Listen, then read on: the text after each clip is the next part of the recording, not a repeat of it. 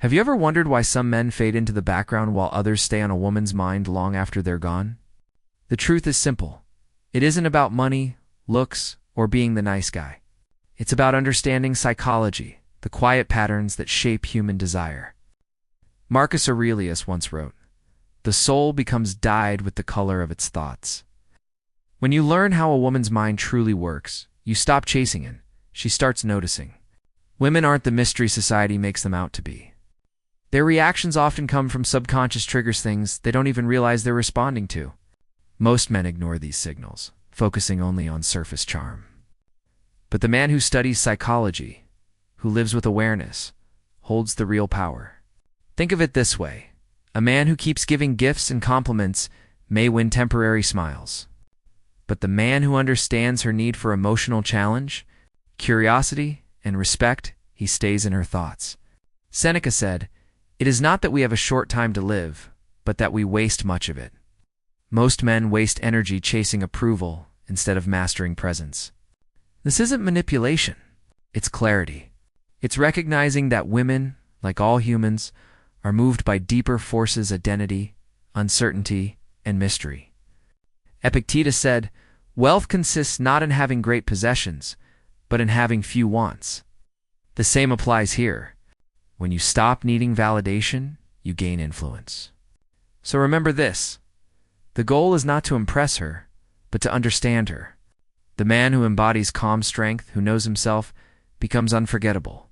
In the next part, I'll reveal the first powerful shift, how ignoring her beauty and praising her mind changes everything. Stay with me. Most men approach a beautiful woman the same way. They rush to praise her looks, thinking that's the fastest way to win her attention.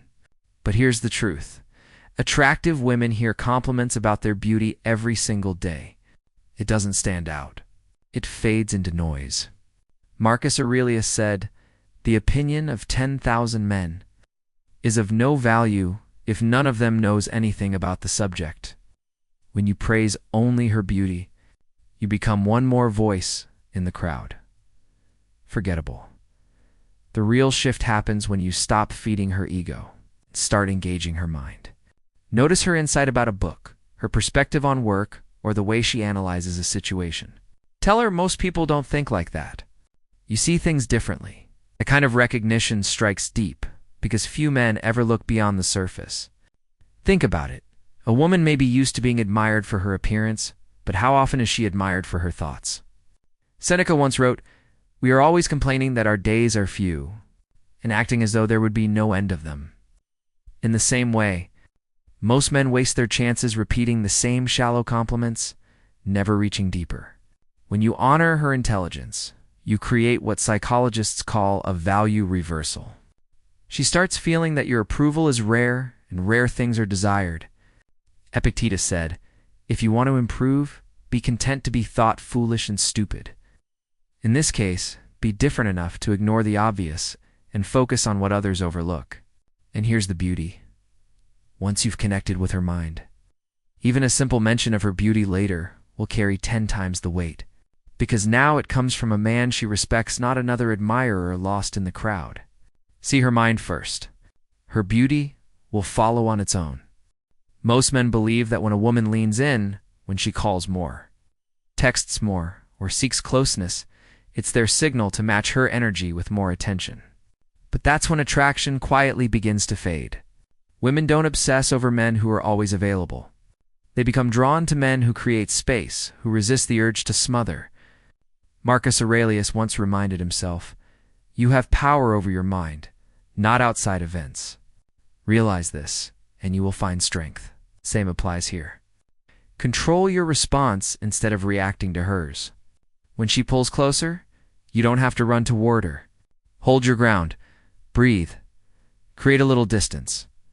This isn't about games or ghosting. It's about balance.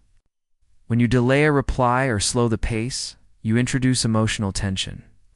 She begins to wonder, why is he not rushing in? Did I say something? What's on his mind? That curiosity is the seed of obsession. Seneca said, "A hungry people listens to no one, and it is only when driven to despair that it is possible to govern them." In relationships, constant availability kills desire. But a touch of uncertainty, a moment of space, keeps her hungry for more. Think of it like music. A melody isn't just sound, it's the pauses between notes that make it beautiful. In the same way, your quiet restraint gives weight to every moment you do give her. Epictetus taught, if you wish to be a writer, right? If you wish to be desired, learn to step back. Not from coldness, but from strength. Because the man who doesn't rush in at every call shows he has a life, a purpose, and self-respect. When you resist the pull and stay centered, you reveal something rare. You enjoy her presence, but you don't need it. And that's when she leans in even harder, trying to hold on to the mystery that makes you unforgettable. Many men avoid the subject of jealousy, fearing it seems toxic or manipulative. But when used with subtlety, jealousy can awaken desire. It reminds her, without words, that you are valuable, noticed, and not dependent on her attention. Marcus Aurelius said, "If you are distressed by anything external, the pain is not due to the thing itself, but to your estimate of it." In the same way, jealousy is not about cruelty, it's about perception. When a woman senses that others admire you, she begins to see you differently, even if you never boast or seek it. Most men, once they win her interest, drop everything else. They stop socializing, stop pursuing their own life, and orbit only around her. That comfort kills attraction. Desire fades when there is no challenge. But when she notices other women enjoy your presence, it sparks something primal. Seneca said, "We learn not in the school, but in life." Life itself teaches that what others want, we value more. Think of a man at a gathering. He isn't chasing, he isn't bragging, yet people naturally enjoy being around him. That quiet magnetism creates subtle competition. And women, whether they admit it or not, feel it. Epictetus taught, if you want to improve, be content to be thought foolish and stupid. Likewise, you don't need to prove anything. Simply live in a way that shows you are already complete. The key is balance. Too much effort to spark jealousy looks insecure. But authentic confidence, social presence, and a life beyond her that draws her closer. She begins to feel she must win you, not assume she already has you. And that shift keeps her thinking about you long after you leave. There is a rare strength in a man who does not cling. Most men, once they taste affection, begin to grip tightly, fearing loss. But obsession is born not from neediness, it comes from calm and dependence. Marcus Aurelius wrote, "You have power over your mind, not outside events. Realize this, and you will find strength." When you carry yourself as though you could walk away at any moment, you signal true power. You show that your worth is not tied to her presence, but to your own self-mastery. Women are not drawn to men who act as if they cannot live without them. They are drawn to men who remain centered, who desire them, but are not ruled by that desire. Seneca once said, "He suffers more than necessary, who suffers before it is necessary." Clinging, overthinking, or fearing loss only weakens you before anything has even happened. Picture this. One man bends over backward to keep her happy, constantly adjusting himself to her moods. Another man enjoys her company, but holds his standards firm. Epictetus taught, "No man is free who is not master of himself." The second man, grounded in his principles, creates respect, and respect fuels attraction. This doesn't mean arrogance or coldness. It means knowing your life has meaning beyond her.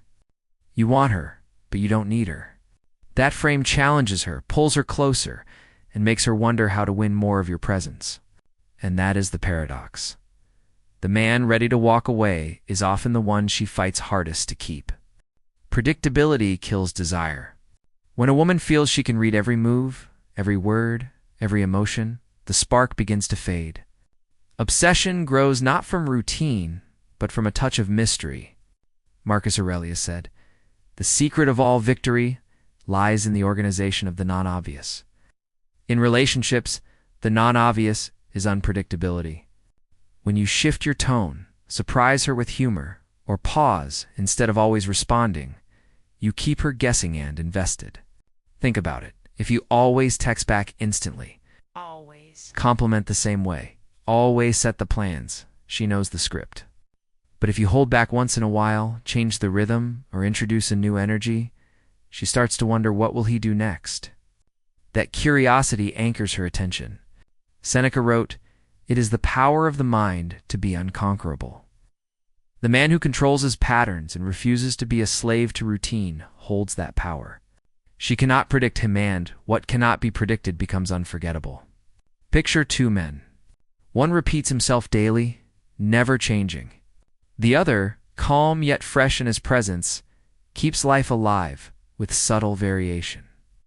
Epictetus taught, first say to yourself what you would be, and then do what you have to do. The man who lives with intention, not habit, becomes magnetic. Do not mistake this for instability. Your values remain steady, but your presence holds depth. Confidence stays the same, yet your energy moves like a river, calm, strong, but never still. And that movement keeps her returning, seeking the next layer of who you are. Whether they admit it or not, women are competitive when it comes to a man they desire. The moment she senses other women are drawn to you, something awakens an instinct to protect what she values.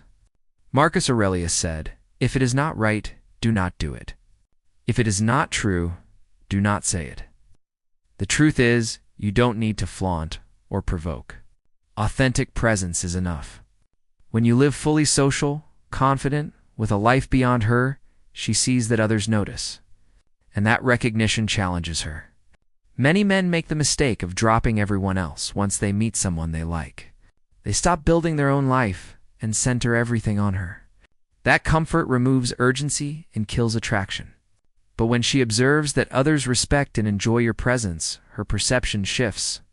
Seneca wrote, "It is a rough road that leads to the heights of greatness." The road of true attraction is not smooth comfort, but subtle competition. Imagine this. At a gathering, you are relaxed. People naturally enjoy being near you. You aren't seeking attention, yet it finds you. She feels it too, her value rising in her eyes, not because you changed, but because others see it too. Epictetus said, "If you want to improve, be content to be thought foolish and stupid. Don't chase validation. Live in a way that shows you are already complete." The balance is key. To brag or flirt openly looks insecure, but quiet confidence, social warmth, and independence make her invest more. Now she feels the need to stand out, to win what others want, and that silent competition draws her deeper into you. Too many men believe that constant attention is the way to a woman's heart. They give and give messages, compliments, till it becomes background noise. But true desire is born in contrast, the rhythm of presence and absence. Marcus Aurelius said, "The best revenge is not to be like your enemy." Likewise, the best way to stand out is not to overwhelm her like every other man. Instead, give her moments of genuine connection, and then step back. It is the space you leave behind that makes your presence valuable. Think about music. Without silence between notes, there is no melody. In the same way, your attention only matters when it is not constant. Seneca reminded us, "Things that were hard to bear are sweet to remember." When she feels your absence, she remembers you more vividly. Picture this. Most men text immediately, always chase, always fill the silence. The result? She never has the chance to miss them. But the man who holds back, who is not afraid of silence, creates tension. Epictetus taught, freedom is the only worthy goal in life. It is won by disregarding things that lie beyond our control. By mastering yourself, you make her reach for you instead of you chasing her. So give, then withdraw. Be warm, then quiet. Let her feel the weight of your absence. Because once she starts seeking your attention, you're no longer just another man in her world. You become the one she cannot stop thinking about. Silence and pattern breaking are two of the most powerful tools a man can use. Most men panic in silence, filling it with words, explanations, or apologies. But the man who holds his frame lets silence speak for him. Marcus Aurelius wrote, "The nearer a man comes to a calm mind, the closer he is to strength." When you respond with quiet instead of chasing, you shift the balance of power. It is not absence, it is presence without noise, and that contrast makes her reach for you. This is not the childish silent treatment. It is selective stillness. When you've already shown warmth and then step back, your absence echoes. Seneca said, "He who is brave is free." The courage to hold space without fear creates free demand in her mind, intrigue. The same principle applies to patterns. Every woman carries emotional scripts, rehearsed reactions that most men fall into. But when you don't play your part, when you smile instead of getting jealous, respond calmly instead of taking the bat, you stand apart. Epictetus taught, "No man is free who is not master of himself." By mastering your reactions, you break the script she expects. Picture her throwing a test, waiting for you to stumble. Most men chase, argue, or defend. But you stay calm, even amused. In that moment, you've disrupted the cycle. She begins to wonder who you really are, because you are not like the rest. Silence with presence. Pattern breaking with calm strength. These are not games. They are signals of mastery. And mastery, in any form, cannot be ignored. Emotional untouchability separates men who are unforgettable from those who are easily forgotten. It doesn't mean coldness or indifference. It means remaining calm, no matter what is thrown at you.